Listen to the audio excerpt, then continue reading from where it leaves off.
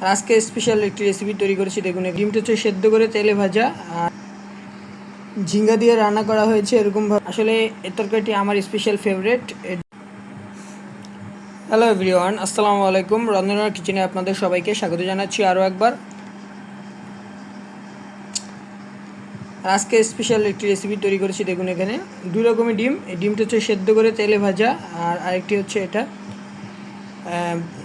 প্রথম দিকে দিয়েই তেলে ভাজা ডিম দিয়ে ঝিঙ্গা দিয়ে রান্না করা হয়েছে এরকমভাবে। দেখুন, ডিম ঝিঙ্গার ঝোল।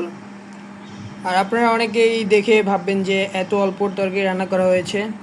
আসলে এই তরকারিটি আমার স্পেশাল ফেভারিট, এর জন্য শুধুমাত্র আমার খাওয়ার জন্যই এই তরকারিটি রান্না করা হয়েছে।